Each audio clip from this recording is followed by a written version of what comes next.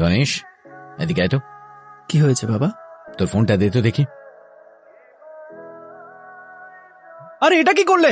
সবে নতুন কিনেছিলাম। ফোনটা ভাঙার কি দরকার ছিল বলো তো? আমার জীবনটাকে নরক বানিয়ে দিয়েছিস তুই। আমি? সিমটা কার নামে কেনা? তোমার নামে। আর এটার বিল কে দেয় বল? তুমিই দাও। তাহলে সেই ফোনটা দিয়ে তুই যদি কোনো মেয়েকে ডিস্টার্ব করিস, তাহলে পুলিশ কাকে ধরবে? অফকোর্স তোমাকে।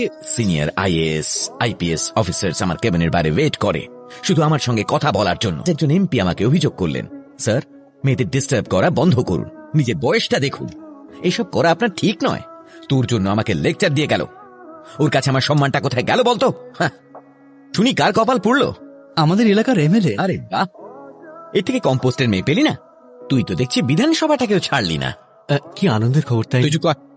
এইসব কি উল্টোপাল্টা মেসেজ কোন পাঠিয়েছিস? মেসেজের কথা বলছো বাবা? 1 2 3 টুডে আই এম ফ্রি।